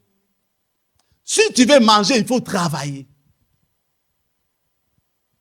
C'est pour cela, comme j'ai dit la fois dernière, nos bien-aimés qui sont en bonne santé, s'il vous plaît, arrêtez de vivre avec les RSA. Arrêtez de vivre avec l'argent des femmes seules. Allez chercher du travail. Parce que, bien-aimé, avec RSA, tu vas devenir propriétaire quand? Là, tu chasseras au nom de Jésus. L'esprit de pauvreté, c'est pas ça. L'esprit de pauvreté, il est parti depuis longtemps, tu lui avais chassé. Mais là, parce que c'est que tu gagnes déjà, bien-aimé. Avec les RSA déjà, tu payes les loyers, les charges. Tu vas faire que, même pour manger, tu seras obligé d'être en découverte. Pour en manger, tu seras obligé d'aller au secours catholique. Pourquoi? Parce qu'à cause de la paresse, bien aimé, dès la création, Dieu avait valorisé le travail. Genèse 2:15, la Bible dit, l'Éternel prit l'homme et le plaça dans les jardins d'Éden pour les cultiver et pour les garder. Lorsque Dieu mit l'homme dans les jardins d'Éden, ce n'était pas pour manger les fruits qu'il les avait interdits. Ce n'était pas pour s'amuser, pour dormir. Dieu, il a mis Adam et Ève dans les jardins d'Éden pour les cultiver, pour travailler. Lorsque quelqu'un qui est en train de cultiver, c'est quelqu'un qui est en train de travailler. Pour garder le jardin. Quelqu'un qui garde, il travaille. Donc, le travail, c'est la volonté de Dieu. Aime le travail. Quelqu'un peut dire amen, hein? Si tu as la force de faire des travails, ça ne t'empêche pas par rapport à l'œuvre de Dieu. Fais ça. Même pour un temps, bien-aimé. Il faut faire rentrer l'argent, bien-aimé. Si tu as la force, hein? Mais si tu es un peu, tu n'y arriveras pas, n'essaye pas. Parce que tout le temps, tu seras malade. Si tu vois que quelque chose, ça peut toucher à ta santé, ne fais pas. Mais si tu as la force de travailler, de faire des heures supplémentaires, sans être empêché pour servir Dieu, fais ça, bien-aimé. Il faut gagner plus aussi. Quelqu'un peut dire amen, hein? Et cinquième chose, des sources avant-dernier point, parce qu'on va prier, c'est la mauvaise gestion. Bien-aimé, Dieu peut te bénir, mais si tu ne gères pas bien, ça peut t'amener à la pauvreté. Lorsque Dieu te bénit, il faut avoir la sagesse de gérer la bénédiction de Dieu. Lorsque Dieu te bénit, il ne faut pas vivre au-delà de ce que tu gagnes. Tu gagnes 2000 euros, mais tu vis comme quelqu'un qui gagne 3000 euros. Tu seras à moins 1000, tout le temps, moins 1000. Tu gagnes 2000 euros, vis par rapport à la façon dont tu es en train de gagner, bien-aimé. Beaucoup, ils sont pauvres aujourd'hui parce qu'ils vivent au-delà de ce qu'ils gagnent. Tu gagnes 2000 euros, mais tu veux vivre comme quelqu'un qui gagne 5000 euros. Tu souffriras, tu vivras dans la pauvreté. Les gens qui ne gèrent pas bien, ils vivent sans penser au lendemain. C'est-à-dire quoi? Sans un projet d'avenir. Il dit, aujourd'hui je rentre, demain, le lendemain prendra soin d'elle-même. Bien aimé, le lendemain prendra soin d'elle-même. Mais tu dois mettre à côté. Il faut épargner. Parce que ce qui peut arriver demain, tu ne sais pas. Vous savez, il y a des gens, ils travaillaient, mais pendant le Covid, tout d'un coup, on les a arrêtés de mission. Ils ont perdu des contrats. Mais ils travaillaient avant. Ce qui arrivera demain, tu ne sais pas, bien aimé. Il faut avoir de l'argent. On ne sait pas si Poutine aussi va venir vers ici, on ne sait pas. Mais qu'il nous laisse vraiment tranquilles. On ne veut pas de la guerre, non, on veut la paix. Amen. On va lire un passage. Proverbe 21, 20. Proverbe 21, 20, la Bible nous dit « Chez le sage, on trouve un trésor précieux avec la richesse, mais le sot perd tous ses biens. » Amen. Chez les sages, les personnes qui sont sages, on trouve un trésor précieux, la richesse. Un trésor précieux avec la richesse, on trouve la bénédiction. Mais les sots, les personnes qui ne sont pas sages, perdent tous ses biens, vivent dans la pauvreté.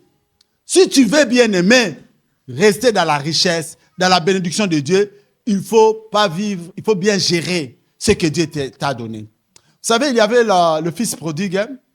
Il y avait un homme qui était riche. Dans Luc 15, on va lire à la maison.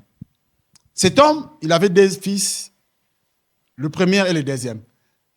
Le deuxième fils, il demande à son père de lui donner son héritage parce que lui veut aller faire sa vie. Le papa, qu'est-ce qu'il a fait? Il lui a donné son héritage. Le monsieur, il est parti. Il a vu dans les débauches, il a vu dans les désordres avec des femmes prostituées.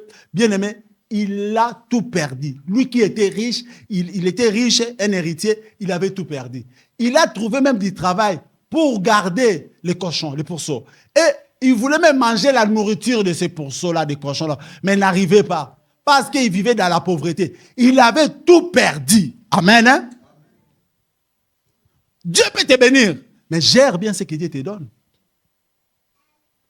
La femme, dans la Bible, 1 Roi 3, 13 à 28, on peut lire à la maison, les deux femmes prostituées que le roi Salomon il avait jugé leur affaire, les deux, elles ont eu un enfant.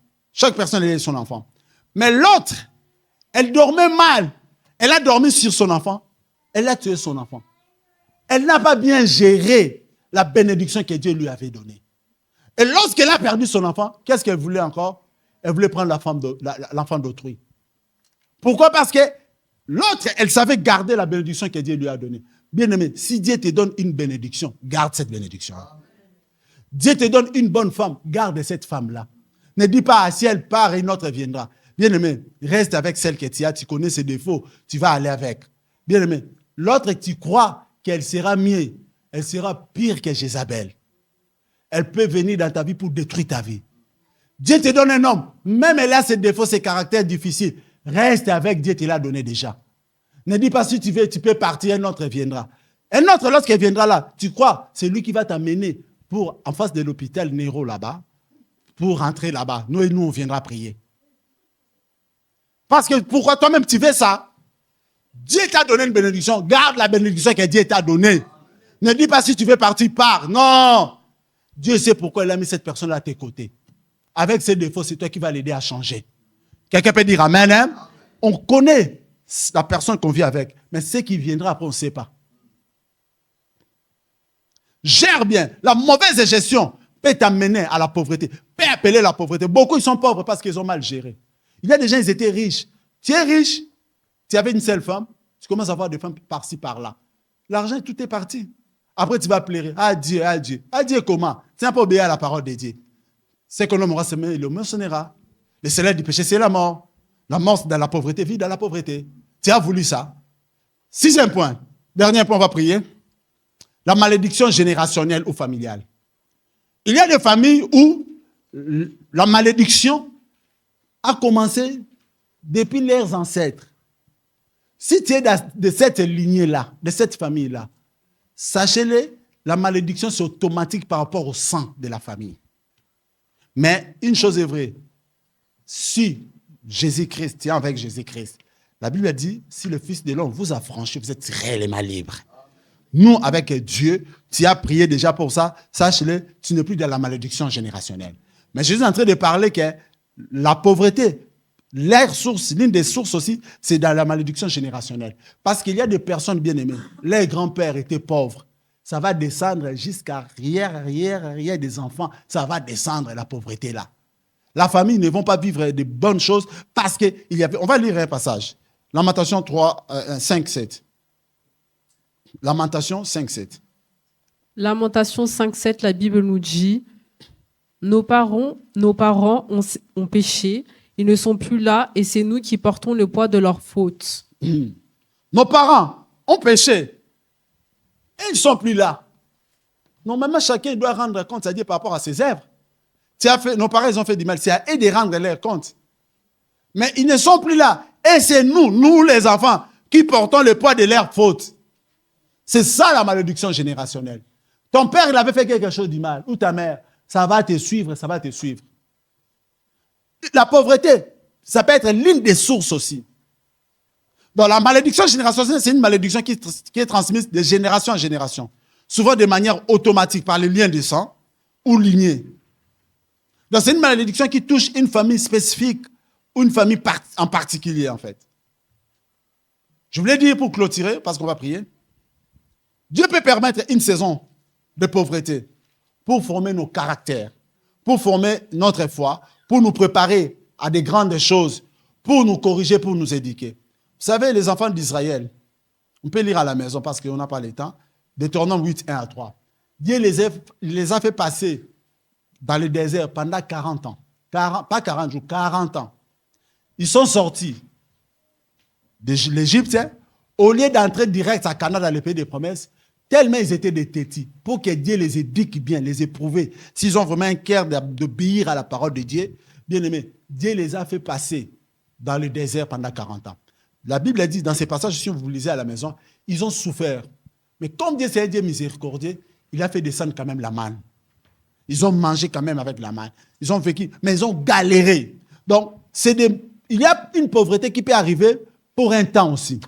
Dieu peut permettre la pauvreté parce que c'est que cette personne, si je lui bénis, il va écraser tout le monde. C'est pour ça qu'il faut qu'il soit un peu pauvre. Pour que jusqu'à ce qu'il soit brisé vraiment.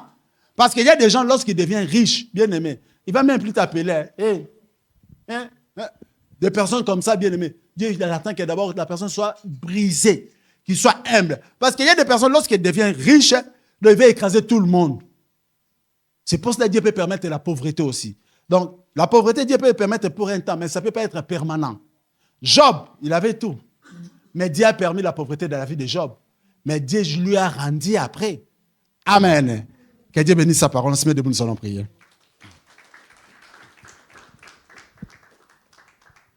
Bénissons le Seigneur pour sa parole. Du Seigneur, merci parce que tu m'as parlé. Seigneur, donne-moi la force de pouvoir, de prendre le dessus sur tout esprit. Élevons la main, nous prions. Élevons la main. Élevons nos voix, pardon. Élevons nos voix. Pas les mains. Élevons nos voix, prions. Prions Dieu, prions Dieu, prions Dieu.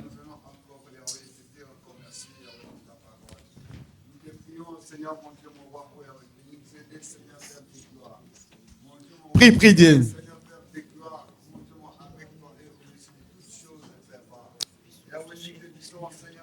Prie le Seigneur. Dis Seigneur, donne-moi la force de vaincre le mal. Donne-moi la force de vaincre le péché. Donne-moi la force de vaincre l'esprit de pauvreté. Prie le Seigneur.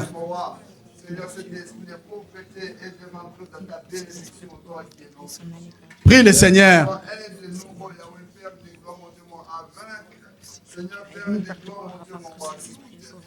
Nous allons chanter ces cantiques.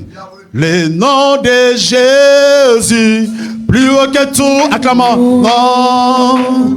Alpha, Oméga, aucun nom n'est comme le sien.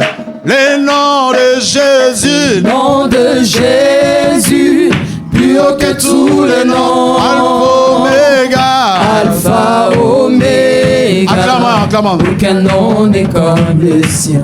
Le nom de Jésus, nom de Jésus, plus haut que tous les noms. Alpha, Oméga, aucun nom n'est comme le sien. Oh, le nom de Jésus, nom de Jésus, plus haut que tous les noms. Alpha, Oméga, aucun nom n'est comme le sien. Oh, ce nom est si merveilleux. Oh, ce nom est si merveilleux. Le nom de Jésus, Christ mon roi. Oh, ce nom est si merveilleux. Sa beauté sans pareil. Oh, ce nom est si merveilleux. Le nom de Jésus. Ce nom est si merveilleux. Ce nom est si merveilleux. Le nom de Jésus. Le nom de Jésus Christ, mon roi. Oh, ce nom est si merveilleux. Sa beauté sans pareil. Oh, ce nom est si merveilleux. Le nom de Jésus. Nous allons prier maintenant. Écoute bien les sujets de prière. Lorsque nous allons prier.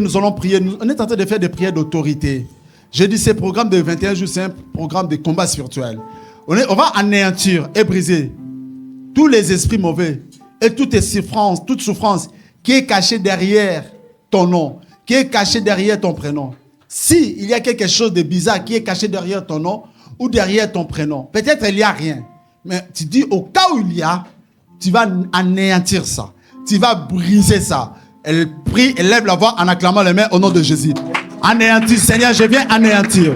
Je viens briser tous les esprits mauvais et toutes les souffrances qui est cachées derrière mon nom, derrière mon prénom. Je l'anéantis. Prie bien-aimé en acclamant les mains. Prie Dieu.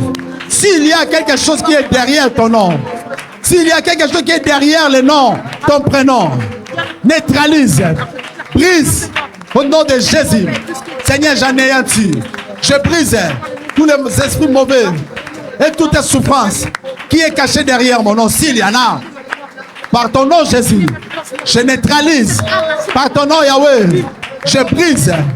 Par ton nom Yahweh, j'anéantis toute la puissance de l'ennemi, tout mauvais esprit qui est derrière mon nom, dans le nom de Jésus. Alléluia. Nous allons prier ensemble avec moi. On n'a pas beaucoup de temps, on va être court vraiment dans nos prières. Nous allons répéter après moi. Seigneur Jésus-Christ. Seigneur Jésus-Christ. Par le pouvoir que tu m'as donné. Par le pouvoir que tu m'as donné. Je viens anéantir. Tous les esprits mauvais. Tous les esprits. Et toutes les souffrances. Et toutes les souffrances. Qui est lié à mon nom. Qui sont liées à mon nom. Ou à mon prénom. Ou à mon prénom. Au nom de Jésus. Au nom de Jésus. Je renonce. Je renonce. À toutes les souffrances. À toute souffrance. Cachées derrière mon nom. Cachées derrière mon Ou mon prénom. Je brise. Je brise. Toutes les malédictions. Toute malédiction. Liées à mon nom. Liées à mon Ou à mon prénom. Ou à mon prénom. Au nom de... Au nom de Jésus. Restons tranquilles, je vais prier. Seigneur Jésus, ta parole déclare, on m'appellera d'un nom nouveau. Que ta bouche seule déterminera. Merci Seigneur Jésus-Christ, parce que tu m'as donné un nom nouveau que l'ennemi ne peut pas toucher. On va prier pour le deuxième sujet. Tu vas détruire toutes les limites de l'ennemi. L'ennemi a mis des limites dans ta vie. Tu vas détruire ça. Tu vas détruire tout esprit de blocage. Si tu fais des choses, il y a toujours des blocages. Il y a toujours des complications. Et tout esprit de pauvreté, tout esprit de non-accomplissement. Si tu peux commencer une affaire, mais ça finira mal toujours. Tu vas détruire ça. Prions et le nom de Jésus en acclamant les mains. Détruis toutes les limites de l'ennemi. Demande à Dieu d'étendre tes limites. En acclamant les mains. Prie, prie bien les mains. Prie pour ta vie. Pour les blocages. Tu fais des affaires, des fois ça ne marche pas. Il y a toujours des complications dans tes affaires. Prie, prie, prie le Seigneur au nom de Jésus. Détruis toutes les limites.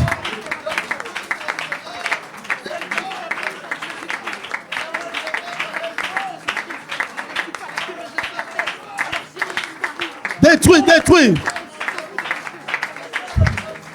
Toutes les limites de l'ennemi. Tout esprit de blocage, tout esprit de pauvreté, tout esprit de non-accomplissement. Tu fais des choses, ça ne marche pas. Demande à Dieu d'élargir ta tente.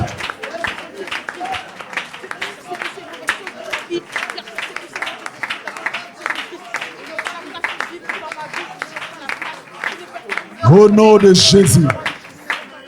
Nous allons prier avec moi. Bien-aimé, prie avec toi. Seigneur Jésus-Christ. Seigneur Jésus-Christ. Élargis l'espace de ma tente. Élargis l'espace de ma tente.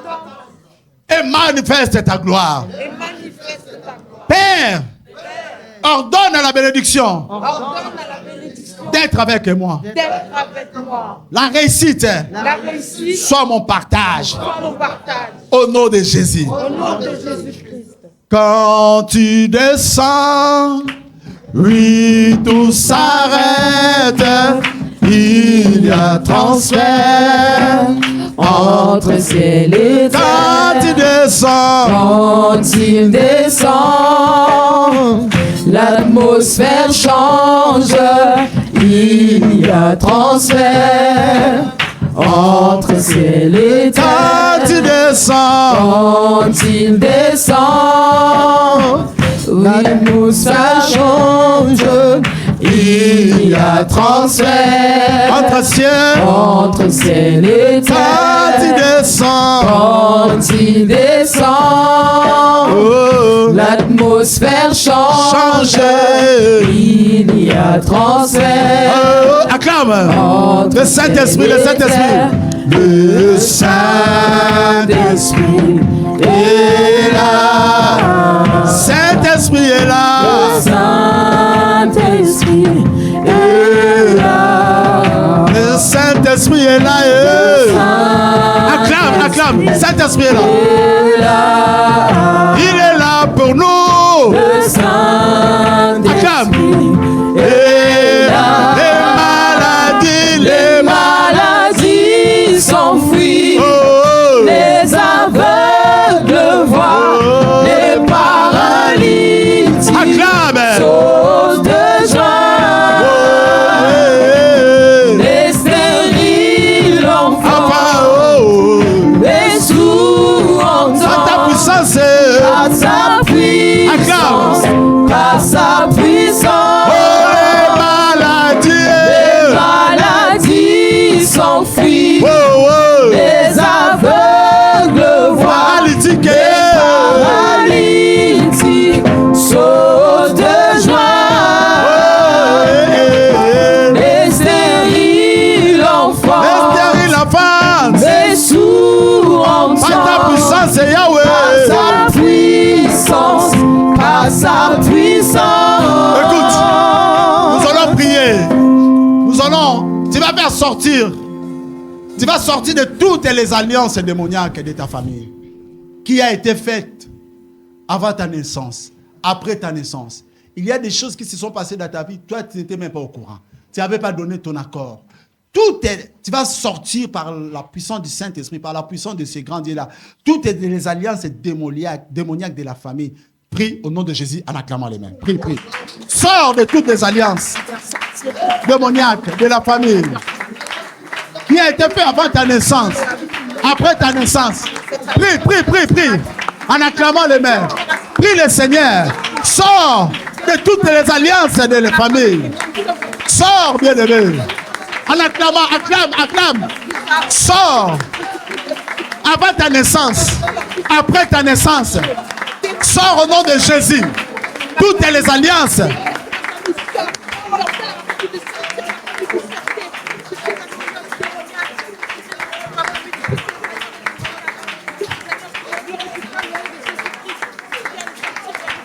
Au nom de Jésus. Écoute. On va prier avec moi. Éternel notre Dieu. Je viens déclarer par la foi. Que je sors de toutes les alliances démoniaques de ma famille. Et je rentre dans ton alliance au travers le sang de Jésus-Christ. Au nom de Jésus. Au nom de Jésus-Christ. Restons calmes, je vais prier. Le Dieu de la nouvelle alliance établit, je t'en prie, Yahweh, au nom de Jésus, une alliance perpétuelle dans nos vies. Car nous sommes ton peuple et nous t'appartenons. Dans le nom de Jésus. Nous allons prier. Nous allons anéantir toutes les réclamations familiales et renverser tous les autels démoniaques contre nous. Tous les autels l'ennemi a érigés contre nous. Nous allons renverser ça. Comme Élie a renversé les autels du prophète de Baal, nous allons renverser tous les autels démoniaques. Toutes les réclamations familiales. La famille réclame quelque chose en toi. Or, toi, tu es une nouvelle créature. Tu es maintenant enfant de Dieu. Ta vie appartient à Jésus. Donc, tu es de cette famille-là, biologiquement, mais spirituellement, tu n'es plus là-bas. Mais ils sont là pour réclamer des choses sur ta vie. Par rapport à ta vie, tu vas anéantir toutes les réclamations familiales et renverser tous les autels démoniaques. Prie au nom de Jésus, s'il vous plaît. Prie. En acclamant les mains. Prie.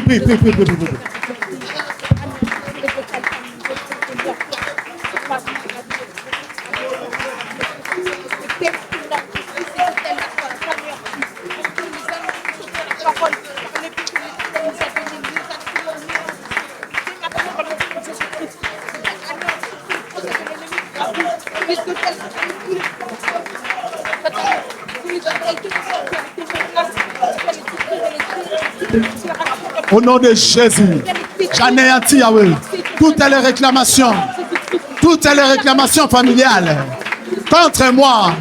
Je renverse tous les autels démoniaques contre moi. Au nom de Jésus, Yahweh, toutes les réclamations de ma famille, je l'anéantis. Je renverse tous les autels démoniaques contre moi. Au nom de Jésus. Alléluia. Nous allons prier avec moi.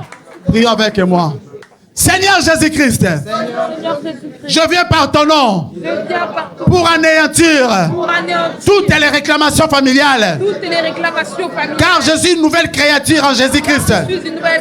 Je viens renverser tous les autels démoniaques. Et je bâtis par la foi un autel dans ma vie. Un autel de gloire dans ma vie. Au nom de... Restons calmes, je vais prier. Seigneur Jésus-Christ, par le pouvoir que tu m'as donné, j'anéantis toutes les réclamations familiales dans nos vies au nom de Jésus. Et j'établis un autel de gloire dans nos vies au nom de Jésus. Yahweh, Yahweh, agis. Yahweh, agis selon ta volonté. Nous t'aimons comme Jésus. Yahweh, Yahweh, agis. Yahweh, agis selon ta volonté. Agis. Nous t'aimons comme Jésus. Yahweh, Yahweh, Yahweh, agis. Hey, Yahweh, Yahweh, agis selon ta volonté. Agis. oh Yahweh, Yahweh, Yahweh, agis. Yahweh, agis selon ta volonté. Nous t'invitons Jésus. Yahweh, Acclame. Yahweh, agis. Hey. Yahweh, agis selon ta volonté. Tobeleli, oh Yahweh. Yahweh, Yahweh, Yahweh sala. Yahweh. Yahweh sala lolenge na yo sala. Tobeleli yo papa. Yahweh. Yahweh sala. Yahweh. Yahweh sala lolenge na yo sala. Sala nzambe yo. Tobeleli yo sala lelo yo. Yahweh sala lolenge na yo. Tobeleli yo lelo. Yahweh. Yahweh sala.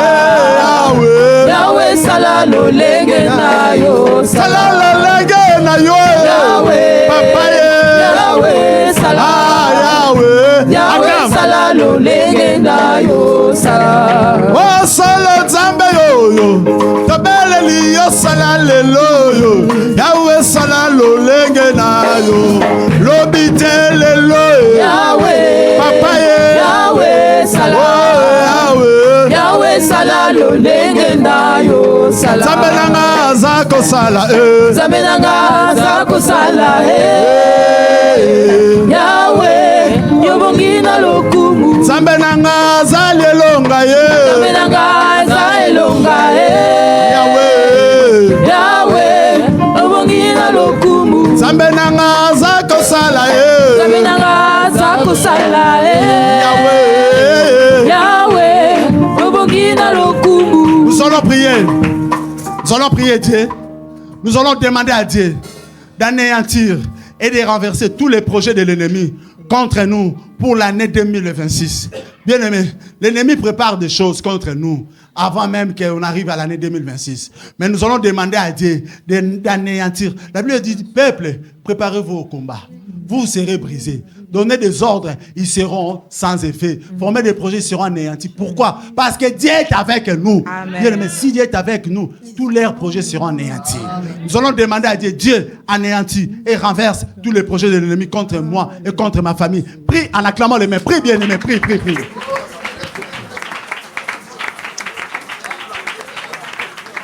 Prie le Seigneur, prie le Seigneur.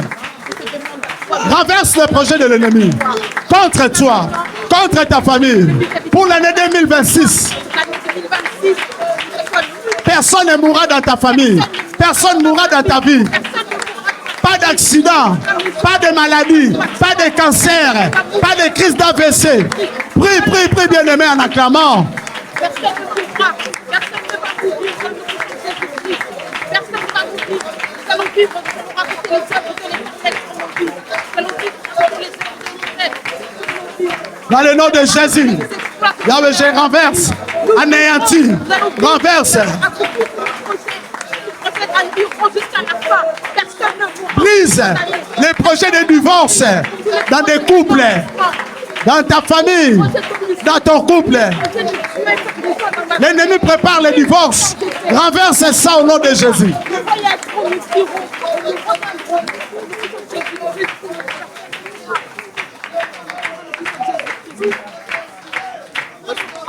Gloire à Jésus. Prions avec moi. Seigneur Jésus-Christ. Seigneur. Bien, mais je sais que nous sommes en jeûne, mais que Dieu te donne la force au nom de Jésus. Recevez la force. Seigneur Jésus-Christ. Seigneur Jésus-Christ. Ta parole déclare. Ta parole déclare. Tu me donneras la victoire sur mes ennemis. Tu me donneras la victoire sur mes ennemis. Qui s'élèveront contre moi. Qui s'élèveront contre moi.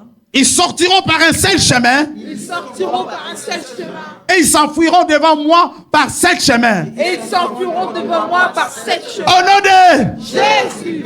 Restons calmes, je vais prier. Seigneur Jésus-Christ, je viens anéantir tous les projets formés contre nous et rendre sans effet au nom de Jésus. Tous les ordres donnés contre nous, quartier avec nous. Et ta parole déclare, ils nous feront la guerre, mais ils ne nous vaincront pas. Amen. Tout esprit de divorce pour l'année prochaine, je l'anéantis. Tout esprit, Seigneur, de crise d'AVC, je l'anéantis. Tout esprit de maladie incurable, cancer, je l'anéantis.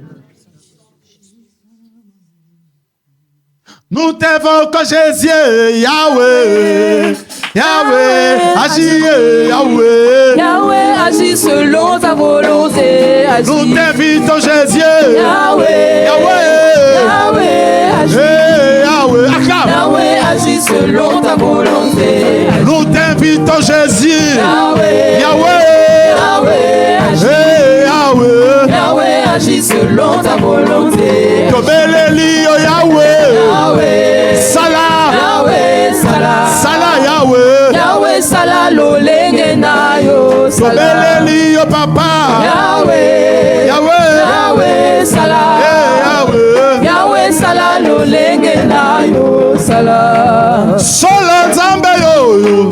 Tobeleli, oh Salah, lelo yo. Yahweh, Salah, lolenge na yo. Tobeleli, oh Papa. Yahweh, Yeswe. Yahweh, Salah. Hey, Yahweh. Yahweh, Salah, lolenge na yo. Singi yo Salah, lolenge na yo. Yahweh, Papa, Yahweh, Salah. hey, Yahweh. Yahweh, Salah, lolenge na yo. Salah. Nzambe nanga aza kosala, Nzambe nanga aza kosala, Yahweh, yobongi na lokumu. yanga na yo ekosuka awa te. Yanga na yo kosuka awa te. Yahweh, yobongi na lokumu. Elangalanga yokumama Yahweh. Yahweh, yokumama. Elangalanga yokumama Yahweh. Yahweh, yokumama. Yahweh yokumame. Yahweh yokumama. Yahweh, yokumama. Yahweh yokumama. Yahweh, yokumama. Yahweh yokumama. Yahweh, yokumama. Yahweh yokumama. Yahweh, yokumama. Yahweh yokumama. Yahweh, yokumama. Yahweh yokumama. Yahweh, yokumama. Yahweh yokumama. Yahweh, yokumama. Elangalanga yokumama Yahweh. Yahweh, yokumama. Nous allons prier, écoute. Demande à Dieu de mettre la confusion, de mettre la division, de mettre les disputes, les incompréhensions dans les camps de nos ennemis. Là, ils se sont réunis pour faire des réunions contre nous pour l'année 2026. Demande à Dieu de mettre la confusion. Prions au nom de Jésus. Prie, prie le Seigneur. Prie le Seigneur. En acclamant le même.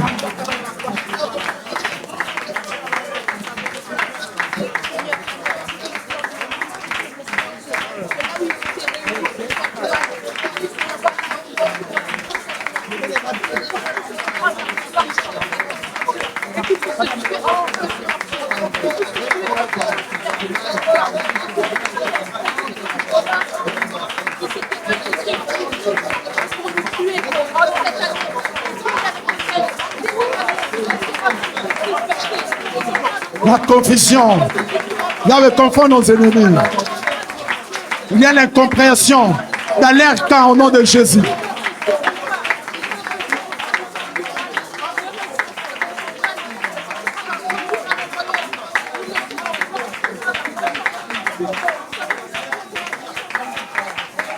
Alléluia. Nous allons prier. Prions avec moi.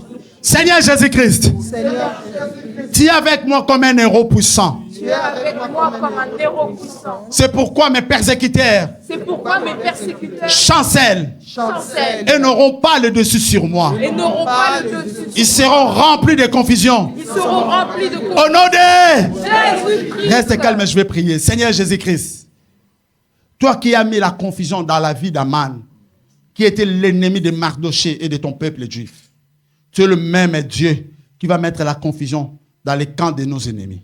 Amen. Ils seront enterrés par leur propre tombe qu'ils ont construit pour nous. La tombe qu'ils ont préparée contre nous, ils seront enterrés par leur propre tombe. On va prier un dernier sujet de prière. On a dépassé le temps. On va prier un dernier sujet de prière. Tu vas chasser l'esprit de maladie pour l'année 2026. Ces derniers temps, moins de consultations, on dit à la personne, elle a le cancer. Mais le cancer a été où? Moins de problèmes, crise d'AVC.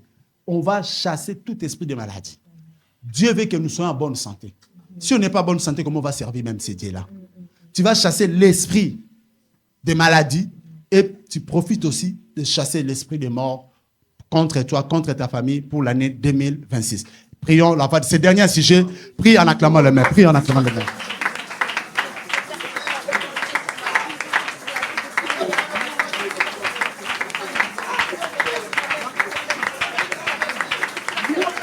Seigneur, je prie au nom de Jésus pour l'année 2026.